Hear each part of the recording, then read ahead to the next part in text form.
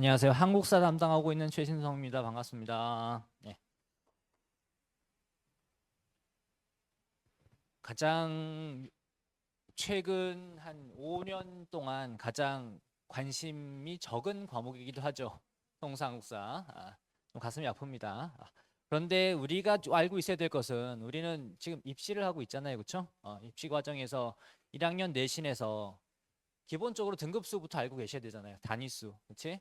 단위수를 우리가 한번 보시면 단위수를 보시면 요거는 작년까지의 단위수니까 올해 교육 과정이 아직 안 나왔습니다. 그렇죠? 그래서 발표가 되는 순간 이제 업데이트가 될 텐데 일단은 기본적으로 국어, 영어, 수학이 4단이고요.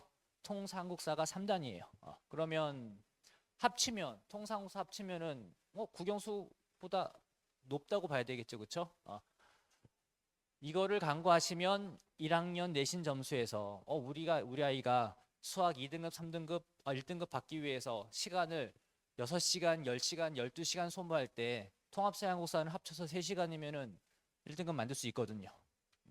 그러니 전략적으로 좀 하셔야 된다는 거예요. 수학 1등급 받기 위해서 20시간, 30시간 쏟아붓는 거 나쁘지 않죠. 그런데 수시를 위해서 성적을 내려면은 그러면은 나머지 과목은 언제 공부하냐는 거죠. 너무 수학 하시는데 내신에서는 수학에 올인하는 것이 다른 과목에 너무 부담을 많이 주게 됩니다. 특히 저희가 어떤 경험이 있냐면 수학 선생님이 일주일에 5번 부르시더라고요. 중상고 수학 선생님분이. 그러다가 클리닉 시간이 그러니까 질의응답 시간이에요. 정규 수업도 아니고 수학 시간이 바뀌었어요. 저희 시간이랑 같네. 저희 정규 수업인데 클리닉을 선택을 하더라고요. 물론 그 친구들 수학 점수 한 등급 더 잘 나올 수 있겠죠. 대신 이거 6단이 어떻게 합니까 이거? 자, 그래서 요게 1학년 내신에서 단위수 말해 뭐 합니까? 근데 그거를 간구하시는 좀 전략적으로 하실 필요가 있다는 거를 먼저 말씀드리고 그리고 이제 과목 소개를 좀 하도록 하겠습니다. 교과서가 다 바뀌었죠, 그렇죠? 가장 큰 변화가 통합사회가 이제 2권이 되는 거예요. 그렇죠? 그리고 이 과목은 수능 시험을 봐야 됩니다. 문과, 이과 구분 없습니다. 다 봐야 돼요. 그렇죠? 핵심은 지리, 사회문화, 윤리, 그다음에 경제예요. 요 네 과목입니다. 그러면은 요거를 통합사회 교과서에서 어렵게 다루느냐? 어머님들이 보시면요. 여기 경제 파트 여기 나와 있는 거, 지리 파트 있는 거 한 30분만 공부하시면은 틀릴 문제가 없습니다. 그 정도로 교과서는 쉬워요. 그러니 이걸 가지고 등급을 구분하기 위해서는 어떻게 해야 될까요? 교과서에 있는 걸로 내지 않겠죠. 그렇죠? 교과서 외의 범위가 가장 많은 과목이 통합사입니다. 그래서 학교에서 프린트 부교재가 막 나옵니다. 교과서보다 훨씬 어렵고 이거는 그냥 수능 세계지리, 수능 사회문화, 수능 경제예요. 그 단원에 여기 경제 파트 있으면 요거 수능 단원으로 들어갑니다. 그래서 교과서 이외의 것을 엄청 많이 배워야 그 문항을 맞출 수 있습니다. 이거는 중상고만이 아니라 모든 학교가 다 그래요. 모든 학교가. 그래서 수능 수준으로 나오고요. 그리고 매년 선생님이 제일 많이 바뀌는 과목이기도 합니다. 아까 말씀드린 것처럼 가장 등한시하는 과목이잖아요. 그러다 보니까 학교에서 정규직 선생님으로 뽑지를 않아요. 정규 선생님은 학교에 필수 한 분 있어야 되고 나머지 4분에서 5분은 다 계약직입니다. 그리고 그분들이 매년 교체돼요. 문제가 유형이 매년 바뀌어요. 머리가 아픕니다. 그래서 저희는 매년 업데이트를 하고 있습니다. 7년째 하고 있습니다. 한국사도 이게 교과서가 2개로 이제 나눠졌어요. 나눠졌는데 여기 이제 수능 세대 계시죠, 그렇죠? 자네들 말고 수능 세대 어머니들 계시죠, 그렇죠? 우리가 뭘로 배웠냐면은 국사 상하로 배웠습니다. 기억이 안 나실지도 모르겠지만 거기에서 요거 추가된 거예요. 왜냐하면 이때 그 우리가 배울 때는 이들이 정치인이 아니었으니까. 그렇죠? 그래서 2022년 윤석열 대통령이 당선되었다까지가 교과서 범위입니다. 많이 바뀐 건 뭐가 바뀌었냐면 요게 바뀌었죠. 나머지는 다 시간에 따라 한 시기에 정치, 경제, 사회, 문화를 다 배우는데 여기는 정치 파트, 흥선대원까지가 정치 파트를 따로 배우고 경제, 사회, 문화를 따로 나갑니다. 그래서 원래 중상고는 1단원부터 순서대로 나가는 것이 지금 7년간 한 번도 바뀐 적이 없어요. 1페이지부터 나갔습니다. 그런데 올해는 좀 걱정되는 게 1단원과 2단원을 동시에 삼국시대 배울 때 여기도 삼국시대를 같이 배우지 않을까라고 하는 생각을 합니다. 그래서 1단원을 하나로 묶어서 나갈 가능성이 좀 높아요. 그런데 그것도 예측일 뿐이고요. 다른 학교들은 그렇게 하는 학교들이 많은데 중상고는 전통적으로 1페이지부터 나갔습니다. 올해 어떻게 될지 모르겠습니다. 그리고 성적 데이터 보시면 아시겠지만 한국사 사회 쉽다고 하던데 그닥 쉽진 않아 보이지 않습니까? 타 과목에 비해 점수가 그렇게 높건 하지 않습니다. 높건 하지 않습니다. 오히려 영어보다 어렵네요. 그렇죠? 비슷하다고 하면은 국어랑 좀 비슷하네요. 난이도가. 그 정도 난이도로 나옵니다. 근데 우리 학생들이 이제 예비 신입생이죠. 뭐 좀 물어봐도 될까? 두만강과 압록강의 위치 알아요? 그러면 영남과 호남이 어딘지 알아요? 와, 이 친구들은 5% 안에 드는 학생들입니다. 정말이에요. 90%가 압록강, 두만강 위치 모릅니다. 한번 오늘 댁에 가서 물어보세요. 그 다음에 전라도, 경상도 어디니? 한 3분의 2 정도가 모릅니다. 영남과 호남, 그게 무슨 용어냐고 하는 친구들이 대부분이에요. 그나마 최근에 작년 12월 초 있었던 사건 때문에 학생들이 정치에 관심이 좀 생겨갖고 영남? 호남이란 단어를 조금 들어보기 시작하는 것 같아요. 그런 친구들에게 제가 뭘 가르치고 있냐면 한국사 가르치고 있습니다. 좀 달라 보이죠, 그렇죠? 그렇습니다. 자, 그럼 이제 기출문제 분석 들어가 볼 텐데 그냥 수능 문제입니다. 수능의 전형적인 유형이에요. 마찬가지로 세계지리의 전형적인 유형입니다. 그냥 수능이에요. 교과서에서 훨씬 더 이렇게 좀 범위가 넘어가는 것들을 프린트로 수업을 하신 다음에 이렇게 시험 문제를 내십니다. 그러니 우리도 각 단원의 수능 수준의 수업을 해야 되겠죠. 제 파트너 통합사의 신유 선생님은 수능만 25년째 수업하고 계십니다. 수능만. 자, 그리고 이제 올해 요게 나올 가능성이 굉장히 높습니다. 지금까지는 그 2020년, 21년에는 선생님이 다른 선생님이었죠. 그래서 서술형이 나왔었고요. 그 다음에 22년, 23년, 24년에는 서술형이 안 나왔습니다. 근데 올해 또 선생님이 바뀌실 거예요. 그러면은 서술형이 정말 서술형이 나올 가능성이 높습니다. 자, 그리고 필기가 좀 많은 학교입니다. 원래 프린트 이외에 수업 시간에 하는 필기가 따로 있어요. 그 필기에 대한 내용을 저희가 항상 체크해야 됩니다. 그런데 학생들 그래요. 남학교잖아요. 프린트 줘봐, 필기한 거 줘봐 하면요. 엉망입니다. 프린트가 10장이 있으면 10장을 다 갖고 있는 친구들이 그렇게 많지 않습니다. 여학교 학생들은 다 준비해갖고 다 챕터별로 다 나누고 필기 앞에 반 선생님이 다르거든요. 그럼 그 필기까지 다 베껴놔요. 그런데 남학생들 그런 거 관심 없습니다. 야, 아빠는 우리랑 선생님이 달라? 그래? 그런 친구들 많습니다. 저희가 알아서 할 테니까 그거는 그렇게 맡겨주시면 됩니다. 그리고 이제 한국사 설명을 드리자면 우리나라에서 한국사 시험 문제 킬러 문항의 난이도가 제일 높은 학교가 중상고입니다. 요건데 요거 작년 기출문제입니다. 중간고사 기출문제예요.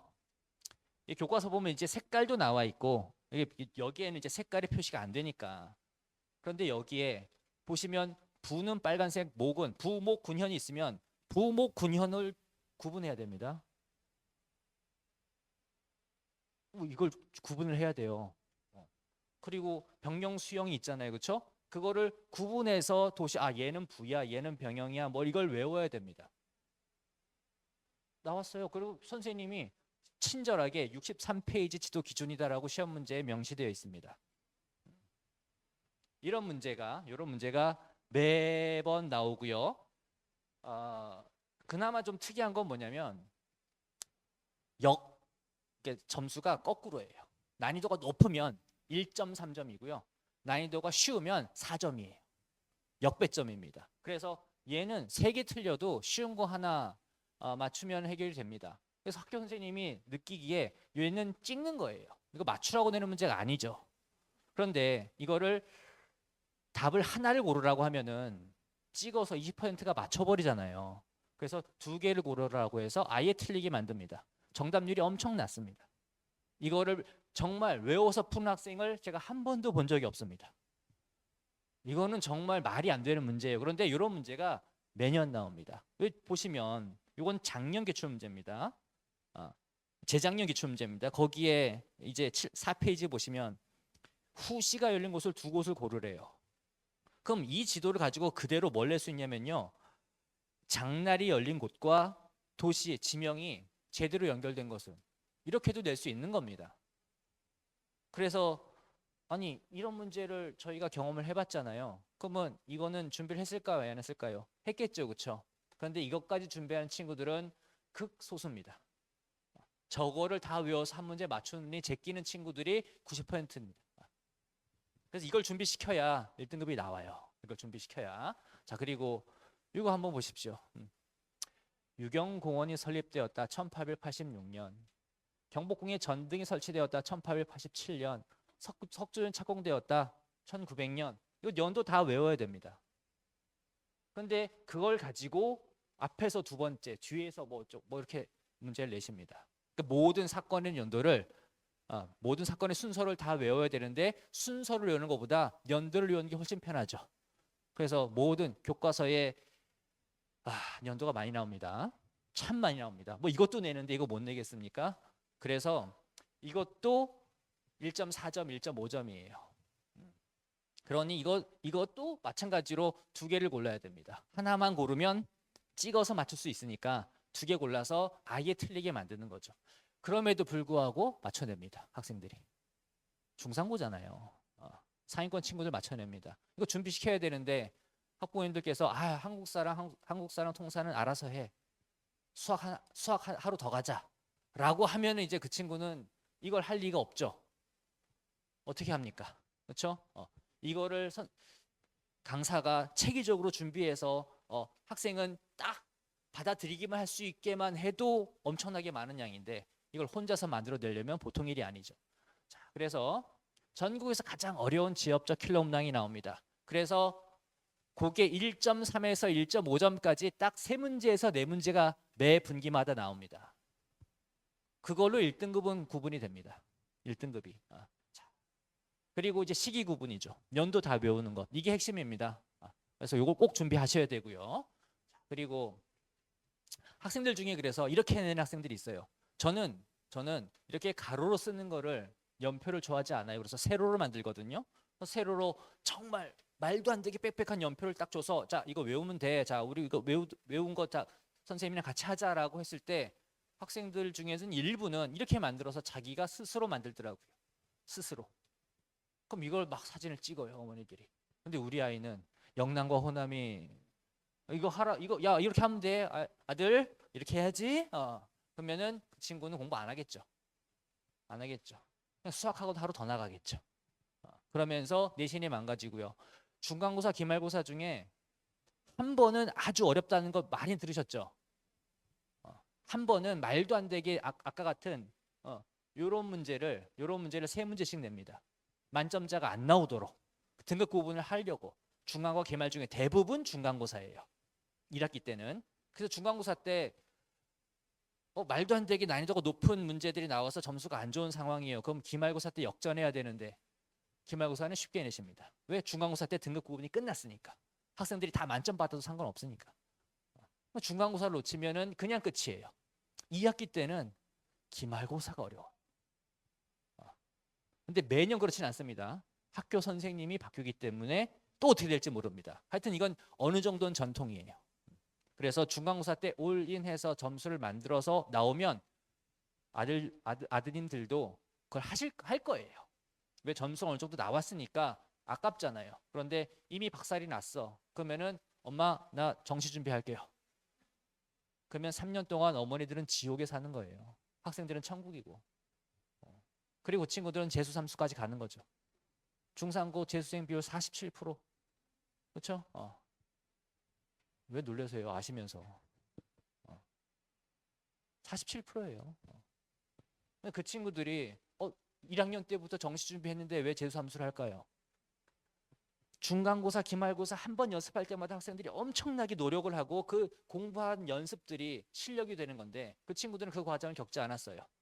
재수 삼수하면서 겪습니다. 내신 때 어떻게든 점수가 나오든 안 나오든 최선을 다해서 노력을 하는 것이 실력 향상이 됩니다. 그러면 저는 해야 될 게 뭐냐면요. 시간을 줄여줘야 돼요. 수학학원 더 가야 되는데 어떻게든 시간 빼갖고 한국사 통합세 배우러 왔잖아요. 그럼 시간을 줄여줘야죠. 그래서 학생들에게 이게 좀 무섭죠? 이 빈칸 다 외워야 됩니다. 왜? 아까 그런 문제 맞춰야 되니까. 그리고 테스트도 이렇게 봅니다. 그냥 빈칸 다 뚫어서 봅니다. 그러면 이제 제가 요것만 좀 보여드리고 갈게요. 다른 학교 학생인데요. 다른 학교 학생인데 좀 공부 잘하는 학생이긴 했던 것 같아요. 근데 중간고사 때 안 들었고 기말고사 때 왔습니다. 그런데 저는 쓰면서 하는 공법을 가르쳐요. 대신 이거는 저에게 수업을 들으러 오는 학생들에게만 가르칩니다. 그래서 가르쳐요. 그래서 그거 어떻게 하는 건지 다시 설명해 달래요.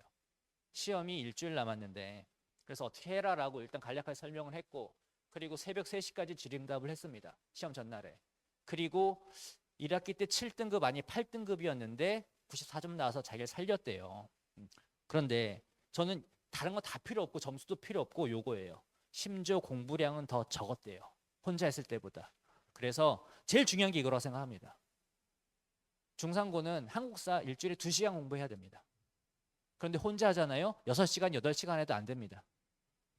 왜냐하면 한국 선생님들이 한두 분이 아니잖아요. 그분들도 다 시키거든요. 경쟁해야 됩니다. 그래서 한국사 1등급을 위해서는 저에게 보내주시면 2시간에 끝낼 거고요. 통합 선생님은 1시간에 끝낼 겁니다. 3시간만 하면요.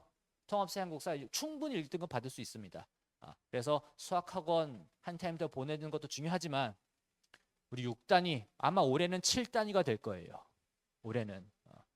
왜냐하면 수능 과목이 되니까 7단위가 될 테니까 꼭 일요일 저녁 6시입니다. 저에게 보내주시면 제가 그때부터는 다 알아서 해결하도록 하겠습니다. 감사합니다.